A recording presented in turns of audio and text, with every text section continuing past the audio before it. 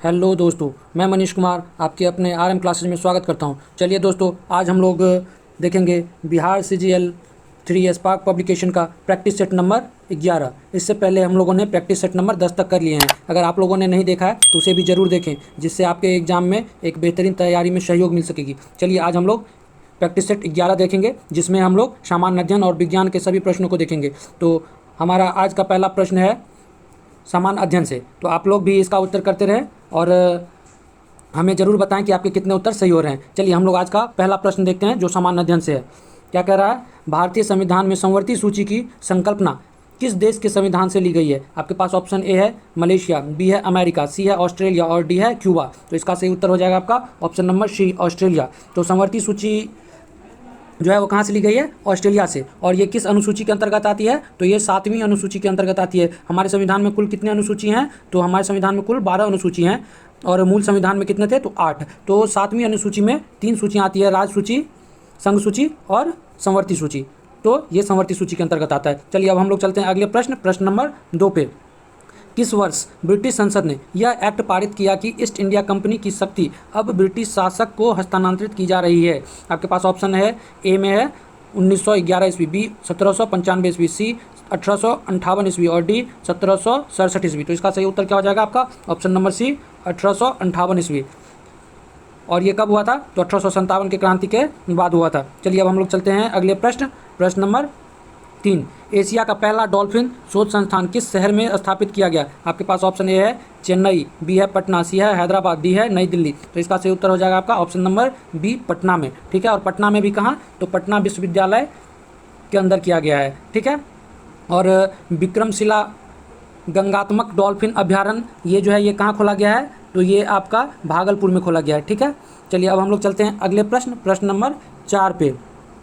आधुनिक भारत का अग्रदूत किसे माना जाता है? आपके पास ऑप्शन ए है बाबा आमटे, ऑप्शन बी है गोपाल कृष्ण गोखले, सी है मोहनदास करमचंद गांधी और डी है राजा राम मोहन राय। तो इसका सही उत्तर क्या हो जाएगा? ऑप्शन नंबर डी हो जाएगा। राजा राम मोहन राय को आधुनिक भारत का अग्रदूत कहा जाता है। ठीक है, और राजा राम मोहन राय के द्वारा ही ब्रह्म समाज की स्थापना किया गया था। और कब किया गया था? तो 20 अगस्त 1828 को। कब? 1828 को। ये ईयर आप लोग जरूर याद रखिएगा, क्योंकि इसमें हमेशा पूछा जाता है। चलिए अब हम लोग चलते हैं अगले प्रश्न 5 पे। प्रार्थना समाज की स्थापना में किसने महत्वपूर्ण भूमिका अदा की? आपके पास ऑप्शन ए है बाबा आमटे, ऑप्शन बी है लाला लाजपत राय, ऑप्शन सी है आत्माराम पांडुरंग और ऑप्शन डी है श्री नारायण गुरु। तो इसका सही उत्तर हो जाएगा आपका option number C, Atmaram Pandurang. ठीक है, तो इनके द्वारा ही आप लोग कह सकते हैं कि प्रार्थना समाज की स्थापना की गई थी। ठीक है, और ये कब किया गया था? तो ये किया गया था 1867 ईस्वी। आप लोग ये याद रखिएगा कब? तो 1867 ईस्वी में किया गया था। और ये किससे प्रभावित थे आत्माराम पांडुरंग? तो ये प्रभावित थे केशव चंद्र सेन। ठीक है, आप लोग ये भी याद रखिएगा। चलिए अब हम लोग चलते हैं अगले प्रश्न 6 नंबर पे। कन्नी जनजाति किस राज्य में पाई जाती है? आपके पास ऑप्शन ए है महाराष्ट्र, बी है केरल, सी है मध्य प्रदेश, डी है पंजाब। तो इसका सही उत्तर हो जाएगा आपका ऑप्शन नंबर बी, केरल में पाई जाती है कन्नी प्रजाति। ठीक है, चलिए अब हम लोग चलते हैं अगले प्रश्न 7 पे। निम्नलिखित में से कौन जाफरान की खेती के लिए उपयोगी है? ठीक है, यह केसर का एक स्थानीय रूप है। ऑप्शन आपके पास ए है कलोल, ऑप्शन बी है जफीन, ऑप्शन सी है करेवा, डी है इडीफिक। तो इसका सही उत्तर क्या हो जाएगा आपका? ऑप्शन सी, करेवा जो होगा इसका सही उत्तर हो जाएगा। करेवा मुख्य रूप से केसर, बादाम, अखरोट, सेब और बागानों की खेती के लिए प्रसिद्ध है। ठीक है, चलिए अब हम लोग चलते हैं अगले प्रश्न 8 नंबर पे। चंद्रा और भागा नामक 2 नदियों के संगम से कौन सी नदी निकलती है? ठीक है, अब हमसे पूछ रहा है चंद्र और भागा जो मिलती है उसके बाद कौन सा नदी का निर्माण होता है। आपके पास ऑप्शन ए है कावेरी, बी है चेनाब, सी है भारत पूसा और डी है नील। तो इसका सही उत्तर क्या हो जाएगा आपका? Option number B, Chenab. ठीक है, अब ये जो है वो चंद्र और भागा नदी से मिलकर बनता है कौन? चेनाब। चलिए अब हम लोग चलते हैं अगले प्रश्न नंबर 9 पे। नंद वंश का प्रथम शासक था। आपके पास ऑप्शन ए है धनानंद, ऑप्शन बी है महापद्म नंद, ऑप्शन सी है वीर नंद, ऑप्शन सी है महाबली नंद। तो इसका सही उत्तर क्या हो जाएगा आपका? ऑप्शन नंबर बी, महापद्म नंद जो हैं इसके संस्थापक थे। किसके? तो नंद वंश के। और धनानंद जो थे वो अंतिम शासक थे और इन्हें ही चंद्रगुप्त मौर्य के द्वारा हराकर मौर्य वंश की स्थापना की जाती है। चलिए अब हम लोग चलते हैं अगले प्रश्न 10 नंबर पे।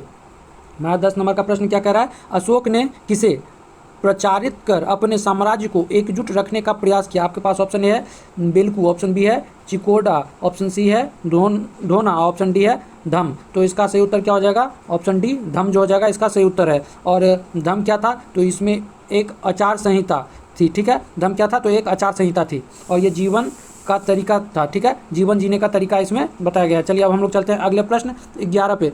किस वर्ष तात्या टोपे की हत्या कर दी गई? आपके पास ऑप्शन ए है 1824 ईस्वी, ऑप्शन बी है 1859 ईस्वी, ऑप्शन सी है 1818 ईस्वी, ऑप्शन डी है 1858 ईस्वी। तो इसका सही उत्तर क्या हो जाएगा? ऑप्शन नंबर बी 1859 ईस्वी। और ये कब हुआ था? तो जब प्रथम स्वतंत्रता संग्राम कब हुआ था? 1857। और 1857 में इन्होंने बहुत ही जोरों शोरों से भाग लिया था। और किनके सहयोगी के रूप में? तो ये नाना साहब के सहयोगी थे, जो कहाँ से लड़ रहे थे? तो कानपुर से, ठीक है। आप लोग ये बात याद रखिएगा। और इन्हें 1859 में 18 अप्रैल 1859 को इनको क्या किया जाता है? तो इनको मार दिया जाता है। चलिए अब हम लोग चलते हैं अगले प्रश्न नंबर 12 पे। निम्नलिखित में से किस स्थल का पता 1921 ईस्वी में रावी नदी के तट पर स्थित मोटागोमरी जिले की खुदाई के दौरान चला? ठीक है। तो आप लोग एक तो याद रखिएगा कि ये कहाँ है? तो रावी नदी के तट पर है। और कहाँ? तो मोटागोमरी में है, ठीक है। और ये कौन सा स्थल है ये आपको बताना है। आपके पास ऑप्शन ए है कन्नौज, ऑप्शन बी है हड़प्पा, ऑप्शन सी है वैशाली, ऑप्शन डी है मगध। तो इसका सही उत्तर क्या हो जाएगा आपका? ऑप्शन नंबर बी हड़प्पा, ठीक है। और इसकी खोज किसने की या इसका पता किसने लगाया? तो ये भी आप लोग याद रखिएगा। तो दयाराम साहनी। कौन? तो दयाराम साहनी। आप लोग ये जरूर याद रखिएगा किनके द्वारा? तो दयाराम साहनी के द्वारा। और कब? तो 1921 ईस्वी में। और प्रथम खुदाई जो हुई थी 1926 ईस्वी में हुई थी। और किसके द्वारा? तो MS वत्स के द्वारा इसकी खुदाई की जाती है। चलिए अब हम लोग चलते हैं अगले प्रश्न 13 नंबर पे। पहाड़ी चोटी सैडल कहाँ स्थित है? आपके पास ऑप्शन ए है थाईलैंड, ऑप्शन बी है बर्मा, ऑप्शन सी है लक्षद्वीप, ऑप्शन डी है अंडमान निकोबार। तो इसका सही उत्तर हो जाएगा आपका ऑप्शन डी अंडमान निकोबार। तो ये सैडल पीक जो है, हम लोग सैडल पीक के नाम से जानते हैं, या सैडल चोटी, ये कहाँ है? तो अंडमान निकोबार में। कहाँ? तो उत्तरी अंडमान में स्थित है, ठीक है। और ये अंडमान निकोबार की सबसे ऊंची चोटी भी है। चलिए अब हम लोग चलते हैं अगले प्रश्न नंबर 14। वैश्विक ऊर्जा की आवश्यकता को पूरा करने हेतु किस सोलर ऊर्जा संगठन की स्थापना की गई? आपके पास ऑप्शन ए है अंतर्राष्ट्रीय सौर कंसोर्टियस, और ऑप्शन बी है अंतर्राष्ट्रीय सौर गठबंधन, ऑप्शन सी है अंतर्राष्ट्रीय सौर ऊर्जा, ऑप्शन डी है अंतर्राष्ट्रीय सौर संरक्षण। तो इसका सही उत्तर क्या हो जाएगा? ऑप्शन बी अंतर्राष्ट्रीय सौर गठबंधन, ठीक है। और ये कब बना था? तो ये 30 नवंबर 2015 में पेरिस में हुआ था। जो जलवायु परिवर्तन पे, संयुक्त राष्ट्र का जो जलवायु परिवर्तन पे क्या था सम्मेलन था, उसी में ये फैसले लिए गए थे, ठीक है। और इसमें अहम भूमिका किन्होंने अदा की थी? तो हमारे प्रधानमंत्री नरेंद्र मोदी और फ्रांस के राष्ट्रपति, उस समय के राष्ट्रपति जो थे वो ओलंद। तो इन दोनों के द्वारा इसमें अहम भूमिका निभाई गई थी। अब चलिए हम लोग चलते हैं अगले प्रश्न 15 पे। राष्ट्रपति चुनाव में APJ अब्दुल कलाम ने किसे पराजित किया था? तो आपको बताना है APJ अब्दुल कलाम के विरोध में कौन थे। तो आपके पास ऑप्शन ए है विक्रम शर्मा, ऑप्शन बी है लक्ष्मी सहगल, ऑप्शन सी है TN शेषन, और ऑप्शन डी है NR नारायण मूर्ति। तो इसका सही उत्तर क्या हो जाएगा आपका? Option number B Lakshmi Sahgal जो थी वो APJ अब्दुल कलाम के विरुद्ध में थी। तो इन्हीं को हरा के APJ अब्दुल कलाम ने राष्ट्रपति चुनाव जीता था, ठीक है। और ये किनका स्थान लिए थे? तो ये स्थान लिए थे NR नारायण मूर्ति का, ठीक है। अब देखिए ये APJ अब्दुल कलाम कितने नंबर के राष्ट्रपति थे, ये भी आप लोग याद रखिएगा। तो ये 11 नंबर के राष्ट्रपति थे, ठीक है। और ये 2002 से 2007 तक इनका कार्यकाल था। अब अभी जो राष्ट्रपति बनी है वो कौन बनने जा रही हैं? तो द्रौपदी मुर्मू। और ये कितने नंबर की होंगी? तो ये 15 नंबर की होंगी। ये बात भी आप लोग याद रखिएगा। और ये रामनाथ कोविंद के जगह पर बनेंगी। चलिए अब हम लोग चलते हैं अगले प्रश्न नंबर 16 पे। देश में छोटे किसान को परिभाषित किया गया, वे किसान जिनके पास जोत क्षेत्र है। तो आपके पास ऑप्शन ए है 1 हेक्टेयर से कम, बी है 1 से 2 हेक्टेयर, ऑप्शन सी है 2 से 3 हेक्टेयर, और डी है 3 से 4 हेक्टेयर। तो आपको उत्तर बताना है इसका। तो इसका सही उत्तर हो जाएगा आपका ऑप्शन नंबर बी जो हो जाएगा। सही उत्तर हो जाएगा 1 से 2 हेक्टेयर, ठीक है। या हम लोग कह सकते हैं 2.5 से 5 एकड़ जमीन। और सीमांत किसान किसे कहते हैं? तो जिनके पास 1 हेक्टेयर से कम भूमि होती है या 2.5 एकड़ से कम भूमि होती है, उन्हें हम लोग सीमांत किसान कहते हैं। चलिए अब हम लोग चलते हैं अगले प्रश्न 17 पे।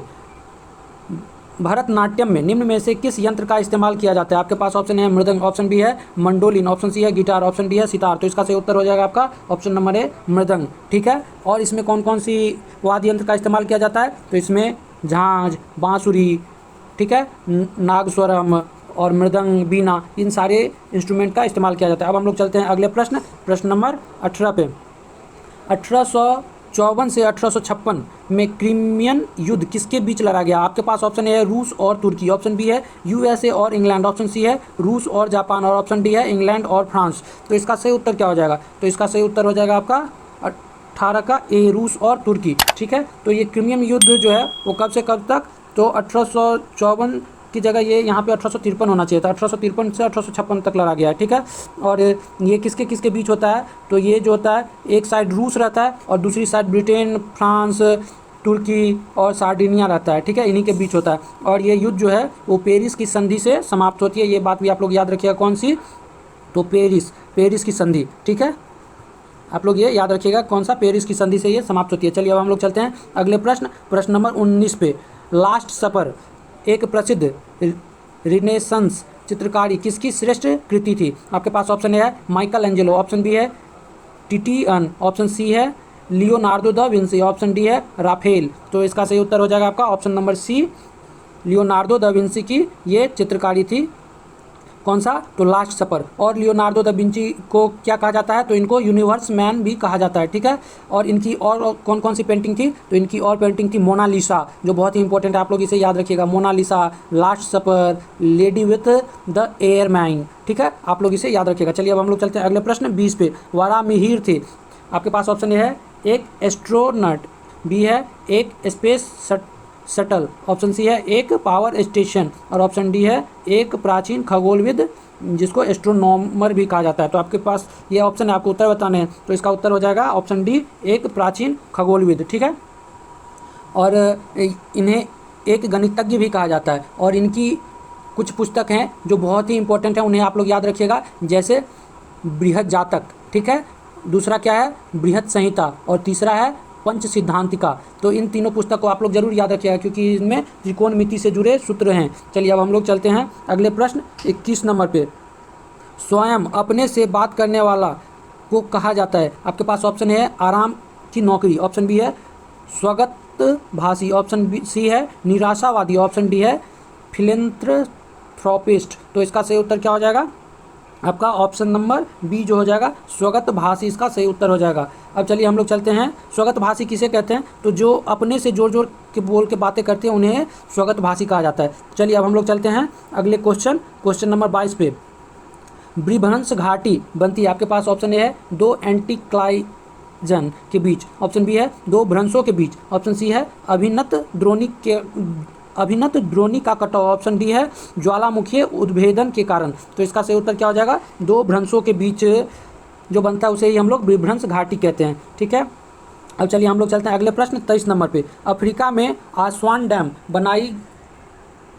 आस्वान डैम द्वारा बनाई गई झील है, आपके पास ऑप्शन ए है चाड, बी है विक्टोरिया, ऑप्शन सी है नासेर, ऑप्शन डी है टांगाइका। तो इसका सही उत्तर क्या हो जाएगा? आपका ऑप्शन सी जो हो जाएगा नासेर जो हो जाएगा, इसका सही उत्तर हो जाएगा। ठीक है, और ये कब बना था? तो ये 1958 से 1971 के बीच में ये डैम बनाया गया था। और कहाँ बनाया गया था? तो मिस्र में बनाया गया था। ठीक है, और ये जो नासेर झील है ये मानव निर्मित विश्व की सबसे बड़ी झील है।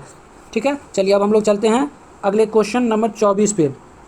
निम्न में से संयुक्त सप्लाई का एक उदाहरण कौन सा है? तो आपके पास ऑप्शन ए है चीनी और कॉफ़ी, ऑप्शन बी है ऊन और सूत, ऑप्शन सी है पेट्रोल और बम, ऑप्शन डी है स्याही और फाउंटेन पेन। तो इसका सही उत्तर क्या हो जाएगा? ऑप्शन डी जो हो जाएगा इसका सही उत्तर हो जाएगा। तो संयुक्त सप्लाई किसे कहते हैं?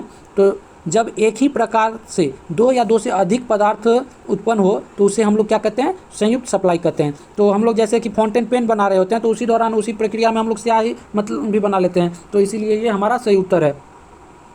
जैसे हम लोग धान की खेती करते हैं तो हम लोग को धान के साथ क्या पुआल भी मिलता है, तो ये भी एक तरह से संयुक्त सप्लाई हो जाता है। चलिए हम लोग अगले क्वेश्चन देखते हैं 25 नंबर क्या है?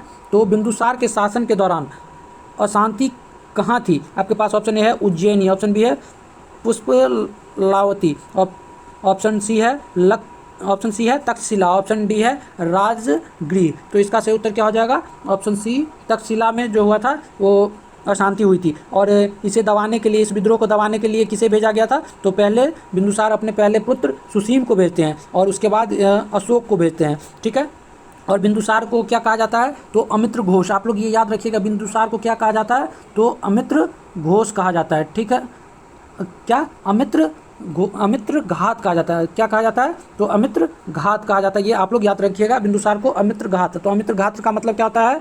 तो शत्रु का विनाशक। ठीक है, चलिए अब हम लोग चलते हैं अगले प्रश्न, प्रश्न नंबर 26 पे। भारत ने दासमिक मुद्रा प्रणाली किस वर्ष शुरू की थी? आपके पास ऑप्शन ए है 1955 ईस्वी, ऑप्शन बी है 1956 ईस्वी, ऑप्शन सी है 1957 ईस्वी, ऑप्शन डी है 1958 ईस्वी। तो इसका सही उत्तर हो जाएगा आपका ऑप्शन नंबर सी, 1957 ईस्वी में। कब? 1 अप्रैल 1957 से भारत जो है वो इस प्रणाली का शुरुआत करता है। कौन सा? तो दासमिक, जिसे हम लोग क्या कहते हैं? डेसिमल करेंसी का शुरुआत किया जाता है। चलिए अब हम लोग चलते हैं अगले क्वेश्चन, क्वेश्चन नंबर 27 पे। कंचनजंगा राष्ट्रीय पार्क स्थित है। आपके पास ऑप्शन ए है उत्तर प्रदेश में, बी है पश्चिम बंगाल में, सी है सिक्किम में, डी है जम्मू कश्मीर में। तो इसका सही उत्तर क्या हो जाएगा आपका? ऑप्शन नंबर सी, सिक्किम में। ठीक है, और कंचनजंगा जो है वो विश्व की तीसरी सबसे ऊंची चोटी है, जिसकी ऊंचाई कितना है? तो 8586 मीटर। ठीक है, अब चलिए हम लोग चलते हैं अगले प्रश्न, प्रश्न नंबर 28 पे। भारत का जीव मंडल रिजर्व नंदा देवी यूनेस्को, ठीक है, किस राज्य में स्थित है? हमें बताना है कि नंदा देवी किस राज्य में है। आपके पास ऑप्शन है उत्तराखंड, बी है सिक्किम, सी है मेघालय और डी है हिमाचल प्रदेश। तो इसका सही उत्तर क्या हो जाएगा आपका? ऑप्शन नंबर ए जो हो जाएगा, इसका सही उत्तर हो जाएगा उत्तराखंड।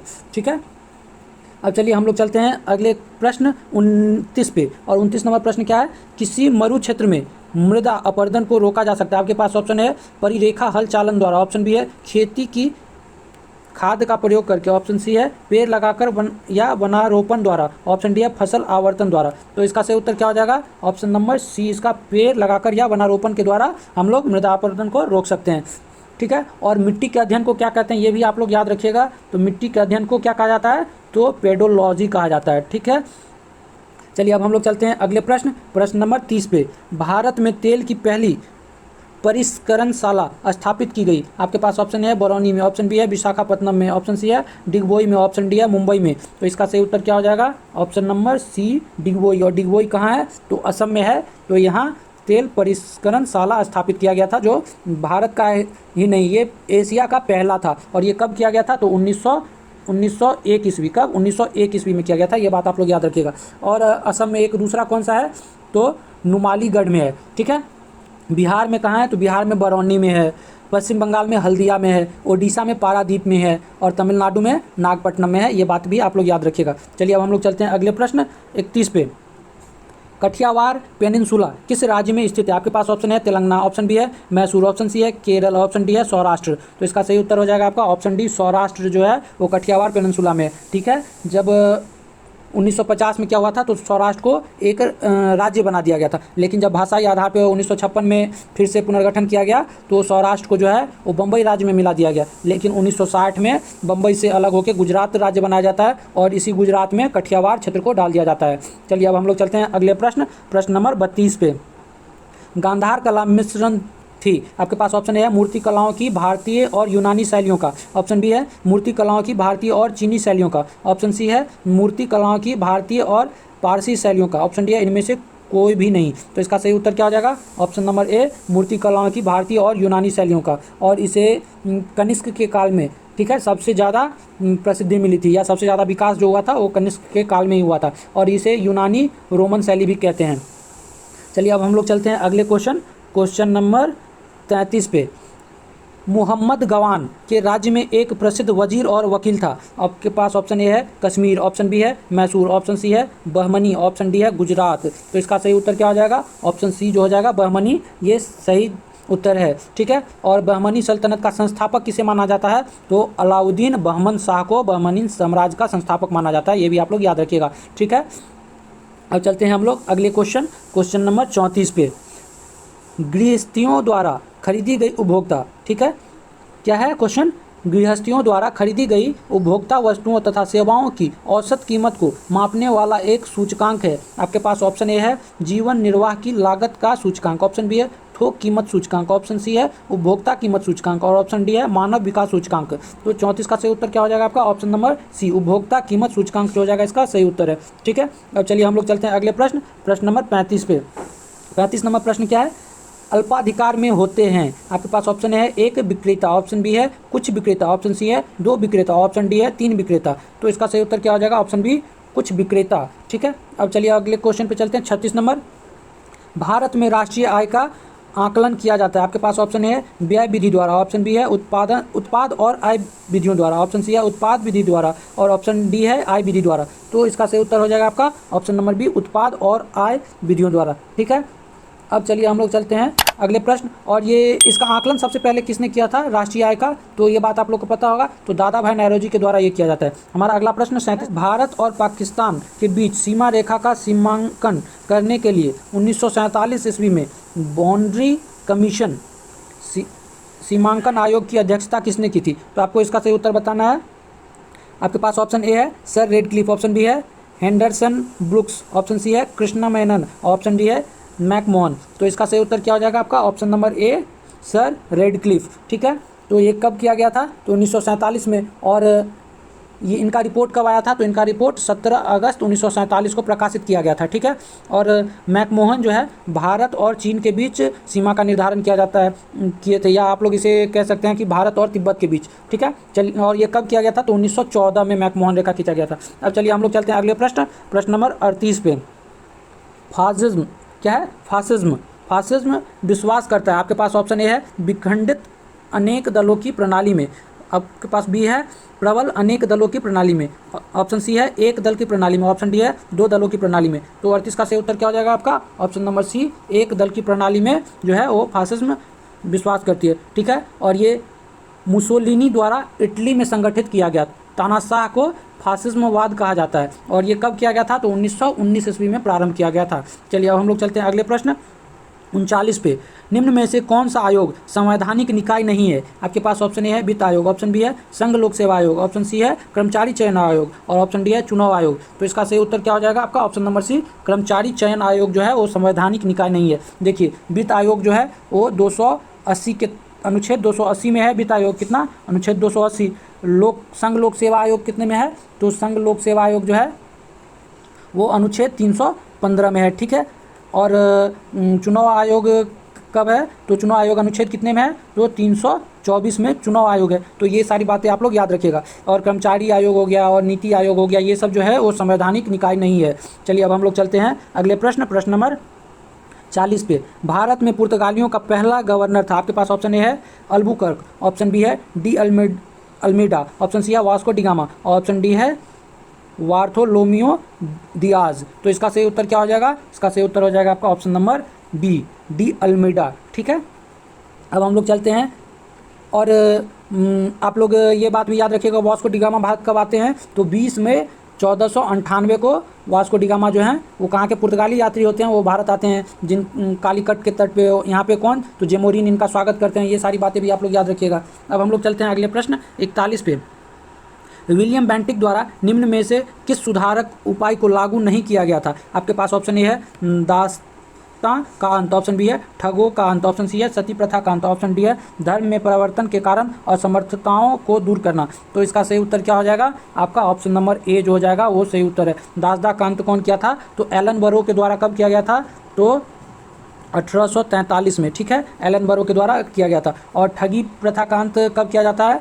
तो आप लोग को ये पता होगा। तो ठगी प्रथा का अंत जो है वो 1830 को। कब? 1830 को। और सती प्रथा का अगर आपसे पूछ लिया जाए तो 1829 को। और ये जो है राजा राम मोहन राय के सहयोग से सती प्रथा का अंत होता है। ये बात भी आप लोग को याद रखना चाहिए। चलिए अब हम लोग चलते हैं अगले प्रश्न नंबर कौन सा है हमारा? तो 42 नंबर प्रश्न कर रहा है अमेरिका में क्या है? अमेरिका के स्वतंत्रता युद्ध के दौरान ब्रिटेन के विरुद्ध लड़ने के लिए थॉमस पेन के किस काम ने उपनिवेशी लोगों को प्रेरित किया? ऑप्शन ए है विधि का सार तत्व, ऑप्शन बी है सामाजिक संविदा, ऑप्शन सी है तीसरी संपदा, ऑप्शन डी है सामान्य बुद्धि। तो इसका सही उत्तर क्या हो जाएगा? ऑप्शन डी जो हो जाएगा सही है सामान्य बुद्धि। ठीक है, और ये अमेरिकी स्वतंत्रता युद्ध कब लड़ी जाती है? तो 1775। आप लोग याद रखिएगा 1775 से 83 के बीच। ठीक है, आप लोग इसे याद रखिएगा कब से कब तक? 1775 से 1783 के बीच ये युद्ध लड़ा जाता है। और 1776 में 4 जुलाई 1776 को क्या किया जाता है? तो अमेरिका अपने आप को स्वतंत्र घोषित कर देता है। और ये युद्ध ब्रिटेन के विरुद्ध अमेरिका लड़ रहा होता है। चलिए अब हम लोग चलते हैं अगले प्रश्न, प्रश्न नंबर कितना, तो 43 पे। कौन सी वृक्ष जाति पर्णपाती वनस्पति से संबंधित नहीं है? आपके पास ऑप्शन ए है चंदन काष्ठ, ऑप्शन बी है देवदार, ऑप्शन सी है सागौन और ऑप्शन डी है साल। तो इसका सही उत्तर हो जाएगा आपका ऑप्शन नंबर बी देवदार। ये देवदार जो है वो एक शंकुधारी वृक्ष है, ठीक है। और ये आप लोग कह सकते हैं कि ये शीत प्रदेश में पाए जाते हैं, क्योंकि अब हमें पता है शंकुधारी वृक्ष जो होते हैं वो अक्सर बर्फीले जगह पर ही होते हैं। चलिए अब हम लोग चलते हैं अगले प्रश्न, प्रश्न नंबर 44 पे। क्या कह रहा है? प्रच्छन्न बेरोजगारी का अर्थ है। ऑप्शन ए है आपके पास विशाल श्रमिक शक्ति को नियोजित करने के लिए पूंजी संरचना का अपर्याप्त होना। ऑप्शन बी है आवश्यकता से अधिक लोगों का कार्यरत होना। ऑप्शन सी है काम करने की इच्छुक होना और काम न मिलना। ऑप्शन डी है पूरे वर्ष भर प्रत्येक दिन काम न मिलना। तो इसका सही उत्तर क्या हो जाएगा आपका? ऑप्शन नंबर बी जो हो जाएगा सही उत्तर है आवश्यकता से अधिक लोगों का कार्यरत होना, ठीक है। अब देखिए जिस कार्य को 10 आदमी कर सकते हैं उसी में हम लोग 20 आदमी लगा दिए, तो क्या होगा? इसमें आवश्यकता से ज़्यादा लोग उसमें काम कर रहे हैं, तो ये प्रच्छन्न बेरोजगारी का एक निशानी है। चलिए अब हम लोग चलते हैं अगले प्रश्न, प्रश्न नंबर 45 पे। अवमूल्यन का अर्थ है। तो अवमूल्यन का अर्थ आपको बताना है। आपके पास ऑप्शन ए है अस्थायी परिसंपत्तियों का मूल्य ह्रास, ऑप्शन बी है विदेशी मुद्रा के संदर्भ में मुद्रा मूल्य में वृद्धि, ऑप्शन सी है मुद्रा के बाह्य मूल्य में कमी, ऑप्शन डी है किसी अर्थव्यवस्था में अनिवार्य के मूल्यांकन में गिरावट। तो इसका सही उत्तर हो जाएगा आपका ऑप्शन सी मुद्रा के बाह्य मूल्य में कमी, ठीक है। चलिए अब हम लोग चलते हैं अगले प्रश्न 46 पे। परामर्शदायी अधिकार क्षेत्र के अंतर्गत उच्चतम न्यायालय किसी विधि के प्रश्न या जनता के लिए विशेष महत्व के तथ्य पर परामर्श देता है जो उसे भेजा जाए। ऑप्शन ए है संघीय विधि मंत्री द्वारा, ऑप्शन बी है किसी भी उच्च न्यायालय द्वारा, ऑप्शन सी है प्रधानमंत्री द्वारा और ऑप्शन डी है राष्ट्रपति द्वारा। तो इसका सही उत्तर क्या हो जाएगा? ऑप्शन नंबर डी राष्ट्रपति द्वारा। तो राष्ट्रपति को यह अधिकार होता है कि वो सार्वजनिक हित मामले में क्या तो उच्चतम न्यायालय से परामर्श मांग सकती है, ठीक है। और ये अनुच्छेद 143 के तहत ये शक्ति राष्ट्रपति को मिला है। अब राष्ट्रपति उस परामर्श को राष्ट्रपति जो है उस परामर्श को मानने के लिए बाध्य नहीं होते हैं, ठीक है। अब चलिए हम लोग चलते हैं अगले क्वेश्चन, क्वेश्चन नंबर 47 पे। और आप लोग इसमें याद रखिएगा कि सर्वोच्च न्यायालय जो होता है वो हमारा मौलिक अधिकार का रक्षक होता है। 47 नंबर हमारा क्वेश्चन क्या कह रहा है? धन विधेयक पारित करने के लिए राज्यसभा को कितना समय दिया जाता है? आपके पास ऑप्शन है 14 दिन, ऑप्शन बी है 15 दिन, ऑप्शन सी है 12 दिन, ऑप्शन डी है 13 दिन। तो इसका सही उत्तर हो जाएगा ऑप्शन ए 14 दिन का समय दिया जाता है। तो देखिए कोई भी विधेयक धन विधेयक है कि नहीं, इसका निर्णय कौन लेता है? तो इसका निर्णय जो है वो लिया जाता है लोकसभा के अध्यक्ष के द्वारा, और इसमें राज्यसभा को कोई भी शक्ति नहीं मिला है। राज्यसभा जो है इस विधेयक को न तो अस्वीकार कर सकता है न ही इसमें संशोधन कर सकता है, बस वो सिफारिश कर सकते हैं। और उस सिफारिश को मानना या न मानना ये भी लोकसभा के ऊपर ही निर्भर करता है कि वो उन सिफारिश को मानते हैं कि नहीं मानते। और ये जो है इसे राज्यसभा को सिर्फ 14 दिन का समय दिया जाता है। अब चलिए हम लोग चलते हैं अगले क्वेश्चन 48 पे। राष्ट्रपति के चुनाव के लिए निर्वाचक मंडल में होते हैं। आपके पास ऑप्शन ए है संसद के सभी सदस्य और विधानसभाओं तथा परिषदों के सभी सदस्य, ऑप्शन बी है संसद के दोनों सदनों के विधानसभाओं के निर्वाचित सदस्य, ऑप्शन सी है संसद के दोनों सदनों के सभी सदस्य, ऑप्शन डी है संसद के दोनों सदनों के सभी निर्वाचित सदस्य। तो इसका सही उत्तर क्या हो जाएगा आपका? इसका सही उत्तर हो जाएगा ऑप्शन बी संसद के दोनों सदनों और विधानसभाओं के निर्वाचित सदस्य। और इसमें कौन कौन से शामिल होते हैं? तो इसमें पुडुचेरी और दिल्ली के विधानसभा के निर्वाचित सदस्य भी इसमें शामिल होते हैं, ये भी आप लोग याद रखिएगा। अब हम लोग चलते हैं अगले प्रश्न 49 पे। निम्न में से कौन सी रबी फसल नहीं है? आपके पास ऑप्शन ए है राई, जिसे हम लोग सरसों कहते हैं, ऑप्शन बी है चावल, ऑप्शन सी है गेहूं, ऑप्शन डी है चना। तो देखिए गेहूं, राई, चना ये सभी एक ही मौसम की फसलें हैं जिसे हम लोग रबी फसल कहते हैं, और चावल जो है वो खरीफ फसल है, ठीक है। तो इसका उत्तर हो जाएगा ऑप्शन बी सही है चावल। और खरीफ में और कौन कौन से फसल आते हैं? तो बाजरा, मूंगफली, ये सारे भी खरीफ के फसल हैं। चलिए अब हम लोग चलते हैं 50वां नंबर जो आज के समान अध्ययन का आखिरी प्रश्न है। क्या है? कोलकाता और दिल्ली किस राजमार्ग के द्वारा जोड़े जाते हैं? आपके पास ऑप्शन ए है NH नंबर 1, ऑप्शन बी है NH नंबर 2, ऑप्शन सी है NH नंबर 9 और ऑप्शन डी है NH नंबर 6। तो इसका सही उत्तर हो जाएगा आपका NH नंबर 2 जो है दिल्ली कोलकाता राजमार्ग को कहा जाता है, ठीक है। और इसे जो है दिल्ली कोलकाता रोड के नाम से भी संबोधित किया जाता है। और ये हरियाणा, दिल्ली, बिहार, उत्तर प्रदेश, झारखंड, पश्चिम बंगाल, इन सारी राज्यों से भी ये गुजरती है, ठीक। और ये ग्रैंड ट्रंक रोड का भी एक हिस्सा है। चलिए अब हम लोग चलते हैं अगले क्वेश्चन, जो आज का हमारा विज्ञान सेक्शन का क्वेश्चन यहाँ से शुरू हो रहा है। और विज्ञान सेक्शन का आज का हमारा पहला प्रश्न जो 51 नंबर का क्वेश्चन है। स्तंभ यानी तना होता है प्रायः, आपके पास ऑप्शन ए है धनात्मकता प्रकाशनुवर्ती, ऑप्शन बी है ऋणात्मकता प्रकाशनुवर्ती, ऑप्शन सी है ऋणात्मकता जियोट्रॉपिक, ऑप्शन डी है धनात्मकता एक्रोट्रॉपिक। तो इसका सही उत्तर हो जाएगा आपका ऑप्शन नंबर ए धनात्मकता प्रकाशनुवर्ती। ठीक है, तना जो होता है हमेशा क्या करता है, तो वृद्धि करता है, और ये किस दिशा में वृद्धि करता है, तो जिस दिशा में प्रकाश आ रही होती है उसी दिशा में ये वृद्धि करता है, तो इसीलिए इसका ऑप्शन ए सही है। चलिए अब हम लोग चलते हैं 52 नंबर क्वेश्चन। शब्द इंसोलेशन मतलब आपतन का अर्थ होता है, आपके पास ऑप्शन ए है उष्मारोधी सामग्रियां, ऑप्शन बी है आने वाली सौर विकिरण, ऑप्शन सी है अविलेय सामग्रियां, ऑप्शन डी है उपयुक्त में से कोई भी नहीं। तो इसका सही उत्तर क्या हो जाएगा, ऑप्शन नंबर बी आने वाली सौर विकिरण। ठीक है, अब चलिए हम लोग चलते हैं अगले क्वेश्चन नंबर 53 पे। टेरा रोसा एक लैटिन शब्द है जिसका अर्थ है, आपके पास ऑप्शन ए है गर्म क्षेत्र, ऑप्शन बी है लाल भूभाग क्षेत्र, ऑप्शन सी है लैटेराइट क्षेत्र, ऑप्शन डी है ध्रुवों के निकट का क्षेत्र। तो इसका सही उत्तर हो जाएगा आपका ऑप्शन नंबर बी लाल भूभाग क्षेत्र। ठीक है, लाल भूमि या को ही हम लोग लैटिन भाषा में टेरा रोसा कहते हैं। ठीक, यह लाल मृदा का एक प्रकार है जिसमें चूना पत्थर के अपक्षय द्वारा निर्मित होता है। ठीक है, अब चलते हैं हम लोग अगले प्रश्न नंबर 54 पे। प्रकाश संश्लेषण में पौधे कौन सी गैस का अवसूचक करते हैं, आपके पास ऑप्शन है कार्बन डाइऑक्साइड, ऑप्शन बी है ऑक्सीजन, ऑप्शन सी है नाइट्रोजन, ऑप्शन डी है हाइड्रोजन। तो इसका सही उत्तर हो जाएगा आपका ऑप्शन नंबर ए कार्बन डाइऑक्साइड का अवसूचक करते हैं। ठीक है, और ऑक्सीजन जो है वो हम लोग को प्रदान करते हैं। चलिए अब हम लोग चलते हैं अगले प्रश्न 55 पे। सुपरसोनिक विमान किसको हानि पहुंचाता है, आपके पास ऑप्शन ए है आयन मंडल, ऑप्शन बी है क्षोभ मंडल, ऑप्शन सी है वायुमंडल, ऑप्शन डी है ओजोन मंडल। तो इसका सही उत्तर हो जाएगा आपका ऑप्शन डी ओजोन मंडल को ये नुकसान पहुंचाते हैं क्योंकि ये इसी के समीप जो है उड़ान भरते हैं। अब चलिए हम लोग चलते हैं अगले प्रश्न 56 पे। एक पहाड़ी पर चढ़ते हुए वाहन का ड्राइवर गियर का अनुपात रखता है, आपके पास ऑप्शन है 1 के बराबर, ऑप्शन बी है 1 से कम, ऑप्शन सी है 1 से अधिक, ऑप्शन डी है 1 के बराबर या उससे अधिक। तो 56 का सही उत्तर हो जाएगा आपका ऑप्शन नंबर डी 1 के बराबर या उससे अधिक। ठीक है, चलिए अब हम लोग चलते हैं आपका क्वेश्चन नंबर 57। तारों को जोड़ने की प्रक्रिया कहलाती है, आपके पास ऑप्शन ए है संकलन, ऑप्शन बी है संयोजन, ऑप्शन सी है संयोजन, ऑप्शन सी है श्रृंखला बंधन। तो इसका सही उत्तर क्या हो जाएगा ऑप्शन नंबर डी श्रृंखला बंधन कहलाती है। चलिए अब हम लोग चलते हैं अगले प्रश्न 58 पे।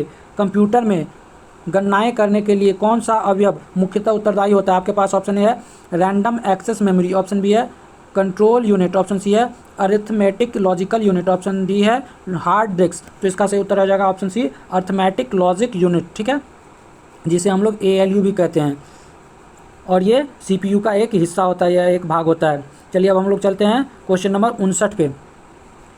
MCV जो लघुपथ के मामले में विद्युत की पूर्ति को काट देता है काम करता है, ऑप्शन ए है धारा के चुंबकीय प्रवाह पर, ऑप्शन बी है धारा के विद्युत लेपन प्रवाह पर, ऑप्शन सी है धारा के रासायनिक प्रवाह पर, और ऑप्शन डी है धारा के तापन प्रवाह पर। तो इसका सही उत्तर क्या हो जाएगा 59 का ऑप्शन ए इसका सही उत्तर हो जाएगा, धारा के चुंबकीय प्रभाव पे ये काम करता है। अब चलिए हम लोग चलते हैं अगले प्रश्न 60 पे। खाद्य पदार्थों में लोहे की कमी के कारण कौन सी बीमारी होती है, आपके पास ऑप्शन ए है रिकेट, ऑप्शन बी है स्कर्वी, ऑप्शन सी है ग्वाइटर, ऑप्शन डी है एनीमिया। तो इसका सही उत्तर हो जाएगा ऑप्शन डी एनीमिया। ठीक है, और ये एनीमिया जो है वो आयरन की कमी से होता है। ठीक है, अब हम लोग चलते हैं अगले प्रश्न नंबर 61 पे। निम्नलिखित में से कौन चुंबकीय तत्व नहीं है, आपके पास ऑप्शन ए है निकेल, ऑप्शन बी है लोहा, ऑप्शन सी है कोबाल्ट, ऑप्शन डी है लकड़ी। तो 61 का सही उत्तर क्या हो जाएगा ऑप्शन डी लकड़ी जो हो जाएगा वो सही उत्तर हो जाएगा। ठीक है, लोहा निकेल और कोबाल्ट ये सारे चुंबकीय पदार्थ है क्योंकि इसमें क्या होता है इसमें चुंबक चिपकते हैं। चलिए अब हम लोग चलते हैं या चुंबक को ये आकर्षित करते हैं। चलिए अब 62 नंबर क्वेश्चन देखते हैं। सहसंयोजक अणु का एक उदाहरण है, आपके पास ऑप्शन ए है सोडियम क्लोराइड, बी है लेड क्लोराइड, सी है कार्बन टेट्राक्लोराइड, और ऑप्शन डी है पोटेशियम क्लोराइड। तो 62 का सही उत्तर हो जाएगा आपका option number C carbon tetrachloride. ठीक है, अब हम लोग देखते हैं 63 नंबर क्वेश्चन। किसी फूल के सबसे आंतरिक भाग को कहा जाता है, आपके पास ऑप्शन है स्टैमेन, ऑप्शन बी है पिस्टिल, ऑप्शन सी है पंखुड़ियाँ, ऑप्शन डी है सेपल्स। तो इसका सही उत्तर क्या हो जाएगा आपका ऑप्शन नंबर बी जो हो जाएगा सही हो जाएगा। बी में क्या है तो पिस्टिल जो होगा इसका सही उत्तर है।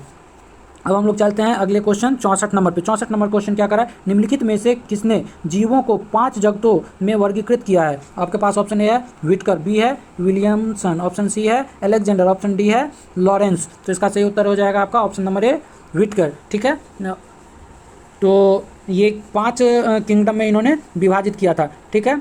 और इनका पूरा नाम क्या है, तो R.H. विटकर। और ये कब के थे, तो 1969 ईस्वी में। और कौन कौन से वो 5 जगत हैं, तो इसमें आता है आपका मोनेरा आता है, प्रोटिस्टा आता है, फंगी आता है, एनिमिलिया आता है और प्लांटी आता है। ये 5 जगत में इन्होंने इसे बांटा था। अब हम लोग चलते हैं अगले प्रश्न 65 पे। भौतिकी में शक्ति की परिभाषा क्या है? आपके पास ऑप्शन ए है दाब या आयतन, ऑप्शन बी है कार्य दाब बट्टा आयतन, ऑप्शन बी है कार्य बट्टा समय, ऑप्शन सी है कार्य गुने समय, ऑप्शन डी है दाब गुने आयतन। तो इसका सही उत्तर क्या हो जाएगा? आपका ऑप्शन नंबर बी हो जाएगा। इसका सही उत्तर हो जाएगा 65 का कार्य बट्टा समय। हम लोग जानते हैं शक्ति क्या होती है, तो कार्य करने की क्षमता को ही हम लोग शक्ति कहते हैं, इसीलिए क्या हो जाएगा? कार्य बट्टा समय। चलिए अब हम लोग चलते हैं अगले क्वेश्चन नंबर 66 पे। निम्नलिखित में से कौन सा कथन गलत है? ऑप्शन ए है रक्त अम्लीय होता है, ऑप्शन बी है पित्त रस का स्राव यकृत द्वारा होता है, ऑप्शन सी है अमाशय रस में HCl होता है, ऑप्शन डी है पित्त रस क्षारीय होता है। तो 66 का सही उत्तर क्या हो जाएगा? ऑप्शन नंबर ए सही उत्तर हो जाएगा, क्योंकि ये गलत है। रक्त जो होता है वो क्षारीय होता है। चलिए अब हम लोग चलते हैं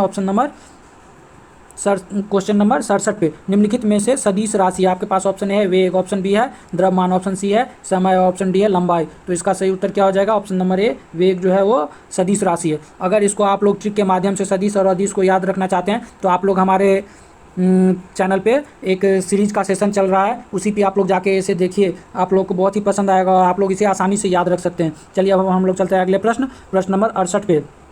हमारे शरीर में अनपचे खाद्य पदार्थों को पचाने में मदद करता है। आपके पास ऑप्शन ए है प्रोटीन, ऑप्शन बी है वसा, ऑप्शन सी है कार्बोहाइड्रेट, ऑप्शन डी है रुक्षांश। तो इसका सही उत्तर क्या हो जाएगा? ऑप्शन डी रुक्षांश जो हो जाएगा इसका सही उत्तर हो जाएगा। अब चलिए हम लोग चलते हैं अगले प्रश्न 69 नंबर पे। गति के कारण किसी वस्तु की ऊर्जा क्या कहलाती है? ऑप्शन ए है गतिज ऊर्जा, ऑप्शन बी है अंतिम ऊर्जा, ऑप्शन सी है काइनेटिक ऊर्जा, ऑप्शन डी है संभावित ऊर्जा। तो इसका सही उत्तर क्या हो जाएगा? देखिए इसमें ऑप्शन ए और ऑप्शन सी जो है वो एक ही चीज़ दे दिया है, तो इसमें ए और सी दोनों इसका सही उत्तर है, ठीक है।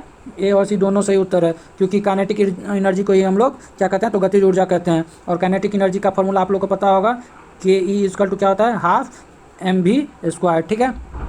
चलिए अब हम लोग चलते हैं अगले क्वेश्चन नंबर 70 पे।